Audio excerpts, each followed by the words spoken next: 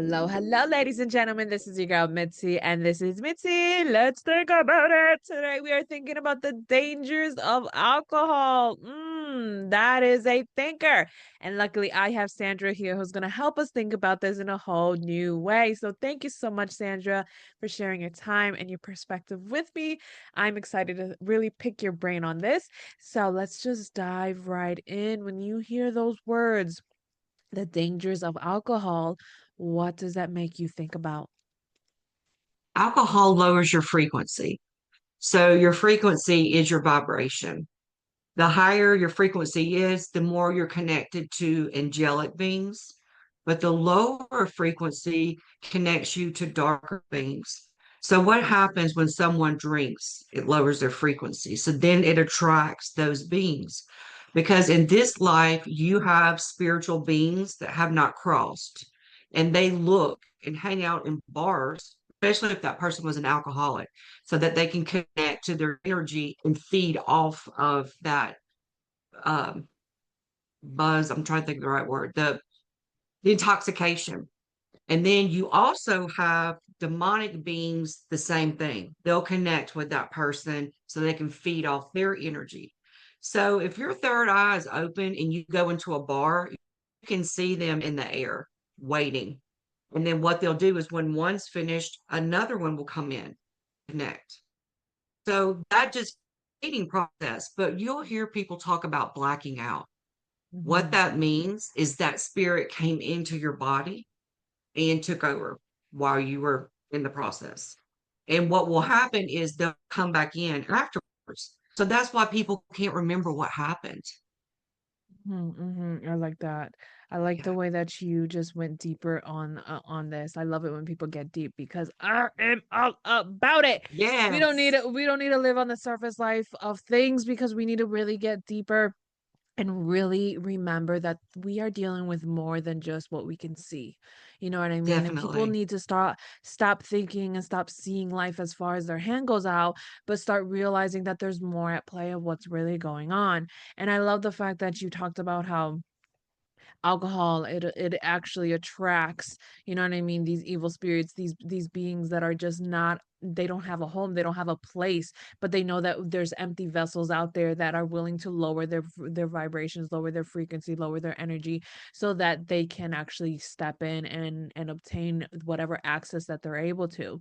I mean, I think that's the reason why people forget that that's why certain alcohols are actually called spirits, you know what I mean, because it Yes, actually allow spirits to enter through. And that's the reason why a lot of religions are against alcohol and against drugs and detoxification. I mean, and getting intoxicated because of the fact that you're lowering that frequency and you're lowering that known energy. I mean, and there's even been reels, you know what I mean, like skit I mean like actual proof of when somebody gotten so blacked out but their friends recorded them and they're basically flipped upside down, crawling on walls, you know what I mean, yes. demonic speaking and things like that. So it's like we really have to realize that there's more at play to this. So it's like, I guess, what is another misconception about alcohol that people are just unaware of? Some people believe that one alcohol is better than the other one. For example, here are so nowadays wine. Wine's okay. You know what I'm saying? The hard liquor is not, but it's okay to drink wine because due to false teachings uh, through religion, a lot of people think that drinking alcohol, I mean, wine is okay. It's not. It's the same thing. You're just getting there slower. When if you're drinking the hard liquor, you there, but the destination is still the same. And that's one of the Absolutely. things people will tell me when, especially people that are going to rehab, when I meet with them and their family to do an entity removal that could be on the outside or inside of them. One of the common things they'll say is it was just wine. Alcohol's alcohol. Yeah, that's the thing that people don't realize. Alcohol is truly alcohol. It really takes us away from feeling and knowing everything and protecting ourselves. You know what I mean? Like we Yes. truly have to protect our being, our soul, our existence, because we are constantly at a spiritual warfare that people don't even acknowledge that's happening. And I think Hmm. that's the sad thing about it. And I think, and I would like to know, like, what made it real for you to realize that this is a big part of the issue. Ooh, we're fixing to go deep. Let's go All deep, right. girl. We diving in. Head first, feet follow. We doing this. When I was 16, the dark beings have been after me since I was born. At the age of 16, the mischievous teenager, I skipped work and went to a party and got intoxicated, and a being took over. But at that time, I didn't know what that was. The being took over and had me crash myself into a guardrail. Wow. Yes. Wow. And well, that's a real wake up call. You know what I mean? Yeah, That's definitely. a real wake up call. I mean, that's your life at hand, and people don't realize that these beings are constantly around. And I love the fact earlier when you talked about they're just floating in the air. I mean, it's not just at bars. I mean, I've seen it at casinos. I've seen it in places Yes. that any place that is full of just all the negatives, you know what I mean? All the sins, you know what I mean? Especially where there's tons of Yes. sin happening, it was be more prominent in that area. And that's the reason why just choosing to numb yourself from this world instead of choosing to face the world is an easy cop out, because it's easy to sin, but it's a lot harder to do the right thing. And sometimes That's it's right. worth doing the right thing versus doing the easy thing, because the right thing will save you in the long run versus the That's easy right. thing will take over you in such a way that you don't even realize it. You know what I mean? So it's like we really do have to be more considerate. And what are your thoughts on these people now are just trying to do like Alcohol Anonymous and trying to sober up? Like, what are your thoughts on that? I'm so happy to see the movement. And one of the things that keeps people from recovering is they can stop drugs, the alcohol, but they still have that spirit attachment. That spirit's going to stay with them. So when they speak to the clients, and I run into this all the time, the clients think it's their mind telling them because it's in their voice. It's not them, it's the dark being. And they'll constantly tell them and provoke them to try to use. So, in order to have a successful detox and recovery, it needs to be a joint effort. First of all, the beings need to be removed from inside of them or the attachments on the outside of them in a process to where that's done right before they go into rehab. And a lot Mm. of times that can be tricky, but that helps the success rate tremendously. No, absolutely. I know exactly what you're saying, because it really does make sense why rehab doesn't work. You know what I mean? Sometimes it Mhm. just won't work for people. And despite interventions with your child or whoever that your loved one is that's causing this harm to themselves or they're inflicted with it, they really have to get into a spiritual mindset. It's not just the money that's causing them to get the drugs or get the alcohol. It's not just the environment. You know, and you can move somebody literally from one part of the world to another part of the world, and if they're not detoxicated or they're not remove that being around them, then it's still going to be lingering around them. Like I met somebody who she did exactly that for her son. She put him in rehab. They did interventions, that she even went to the biggest strength of just sending him across the world to a monastery to live with the monks, and he was perfectly fine and lived there fine. But when he came back, he went to a downhill spiral and overdosed. And Mhm. people don't realize, oh, why is the reason? Well, the reason is these negative evil beings, these spirits, their main goal is to destroy, kill, and deceive. And I also love the fact that you were talking about how, we can misinterpret the voices in our minds because they sound so much like us. But we have to be realistic. Do you really Yeah, want to harm yourself? You know what I mean? Do you right. really want to drive off the bridge while driving on the highway?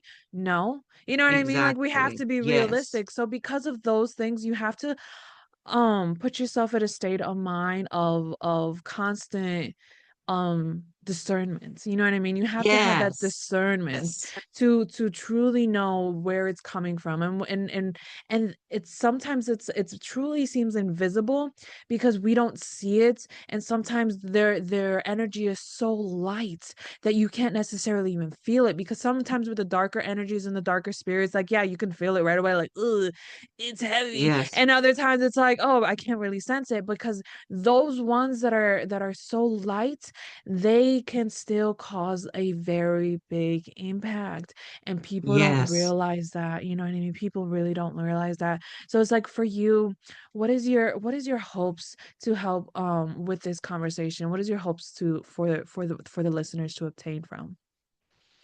I would like for anybody that's struggling right now to understand that your success also relies on the spirits being removed.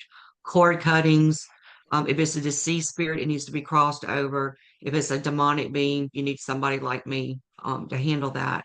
And I've seen tremendous success with using these as pre-treatment, pre-detox. Let's get rid of the spirits, cut the cords, and undo the programming Yeah, undo the programming. I because think. there's different spirits. There's light beings, dark beings, and deceased spirits. Now, for the people that I mentor, I get them to get their, I call it calling card. So if you want to know how a deceased spirit feels, go walk in the cemetery. I have them do that. And then if you want to know how an angelic being feels, you can call them in the name of God. I call in Archangel Michael, and then you can feel that. So in deceased spirits, they feel a certain way too. So for me, they make me feel drained, like I'm just going to fall asleep. And for me, a dark being gives me severe pain in my neck, and a light being makes me feel tingly. So Mm-mm. with just a little bit of work, you can find out yourself how to differentiate between these beings. You Oh can read yeah. a room. Oh yeah, absolutely. There's no doubt about that. I mean, I know. I trust me, I know. I mean, I can just drive past the cemetery and I know what house. I know if the dead is actually at rest, or if it's like the movie Coco, live and Yeah. active. You know what I mean? Like, Yeah. there's some certain cemeteries where I'm like, oh, everyone is such at peace and it's so calm here, and they're Mhm. truly at rest. And then I drive by other ones and I'm just like, oh, it's so congested, it's so Mhm. active, it's so wild. They have no rest. The gatekeeper's not doing its job. You know what I mean? Like, there's a lot happening there. So it's They're wanting truly. you to cross them. They want you to Yeah. cross them. Mhm. Yeah, and there at the end of the day, there's really no point of playing with things that are not even of your understanding. So, but it's That's like true. we have to be realistic when it comes to our curiosity. You know what I Yeah, mean? Because our exactly. curiosity can really lead us into a downhill spiral if we are not careful. You know what I mean? It's good to have Mhm. some curiosity, but at the same time, we have to be not so curious where we invite it in, you know what I mean, into our lives or into ourselves, because people don't Right. realize, like, our curiosity can invite these spirits and these entities and these demonic presences in our environment, in our home, and in our Mhm. lives and in ourselves. You know what I mean? If we are not careful. So for you, it's like, what is one thing that you recommend for people when it comes to that? First of all, I teach people and I train them. So the first thing I do is about verifying the spirit. Then I show them how to cross to see spirits. And I actually have students that go to their local bars in their city and clear it. And that helps tremendously. Because when you're a shamanic practitioner, you can astral travel. And that means traveling the spirit world. So you don't have to physically be there. Your light body can go there and they'll clear it. Hmm. And that Hmm. helps people tremendously. Yeah, It's yeah, short. most. It's only going to last for a couple of hours, but hey, they'll usually go on a Friday night or Saturday night, and that helps the city and the people that are in there. Yeah, I mean, I think it makes a big difference just to be aware and just pay attention. You know what I mean? Yeah. Just pay attention. Just don't allow distractions to truly distract you. You know what I Hmm. mean? And alcohol is a distraction. It's such a distraction. And we see it all the time. You see people acting out of character. You see people acting out of ways that they would never act on the normal sober state of mind. And I think That's that's a true. really great implementation to be like, okay, start praying over the person, start protecting the person, start doing something so that you Hmm. know not only that they will be okay, but that you would also be okay too. Because what a spirit can't do in the spirit realm, they can do and once they find a vessel. And once they find Right. that vessel, they will be able to do a lot more things. And it's like people do not realize like we are dealing with a lot more than what we can see. And it's truly is frustrating because if you don't find somebody like you and I who have that understanding, then you're going to feel conflicted and you're going to feel like you're battling something that you don't even know how to even handle. So it's like my question to you is what is a way that people can start looking at alcohol differently? They really need to go back to the individual world spirits. So as we know that, countries are built with dark forces and dark symbols, they don't want people to know. That's why a lot of people have changed the liquor stores. It doesn't say spirits anymore because they want to keep us dumbed down so that we continue to fill our vessel and get these dark being attachments. Yeah, yeah. Because that is very, very true. I think we can see it in cities that have a lot of just crime, a lot of sexual like prostitutes and you know what I mean, things like Hmm. that. I mean, you can still see it. Like I can see it's like a heavy cloud, you know what I mean, in an area. Yes. You know what I mean? A demonic presence, you know what I mean? Like an just an evil spirit that's truly happening, witchcraft even, you know what I mean? And it's like people don't Yes. realize like it's a thing, like it's a real thing. Like we are dealing against forces that are heavy and their main goal is to steal, destroy, deceive, and kill. And if we do not pay attention to this and we allow alcohol into our lives, even in the smallest increment, we don't know what that would do to you. You know what I mean? We don't know how Right. that's going to really impact you. So why even take the risk? You know what I mean? Why go down that road if you really don't know how you're going to handle it? And you can't necessarily think, oh, I'm an exception. Well, not necessarily. You could be the Exactly. exception that gets possessed and goes on a killing spree for all we know. You know what I mean? Yeah. We don't know, but it's like you have to be really conscientious when it comes to that. And time is catching up to us, and I'm sad because I could just keep on picking your brain about this and going down so many different avenues because it really opens up if we I mean, and we're going deep, ladies and gentlemen. It's not about just our bodies and how it intakes and how it affects the liver and all that stuff. No, it's affecting our soul, you know what I mean, in a That's right. major way. So what can be some lasting words you can leave us off with to keep on thinking, Sandra? I would like to tell you what to do to get rid of it. So let's pretend you went to the bar and you got intoxicated and you can feel something. This is everybody's God-given right. You can call in Archangel Michael and ask him to use his sword and permanently remove that spirit. If it's inside of you, ask him to take it out. If it's attached to the outside, get to remove it. Well, that And was a lot. it's important. Go Huh? ahead. I know. I thought that was a lot shorter than what I thought. I thought it was going to be longer. But keep going No. if you have more. Yes. So the one thing that people need to understand is people look down on meth, on opiates, on heroin. Alcohol's at that same level. It's just that it's been woven into our society to be acceptable, and it is the biggest trap that exists. Oh, it is. It really is. It's to me how I see it. It's like a bear trap. You know what I mean? Like you see the Mhm. claws, you see it there, and you know it's on the ground, but people think, oh, it won't affect me. I'm just gonna jump over it. I'm just gonna touch it, That's it's not right. gonna grab me.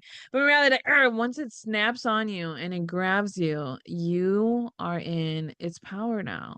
You know what I mean? Exactly. And that's the reason why alcohol is so addicting, and that's the reason why it has cursed families, it has cursed generations, Yes. it has cursed communities, you know what I mean? Because Hmm. we get Yes. lost in this need of intoxication, and instead of confronting whatever that's in front of us and dealing with life in a different manner and evolving and learning and maturing, we choose to get stuck and we halt everything because we think this is acceptable because it's legal. And just because it's legal doesn't necessarily mean it's right. So it's like we really That's right. have to can take this into consideration and really value our lives. Like our life is so precious that beings that are not even technically saying alive are wanting to experience what we have.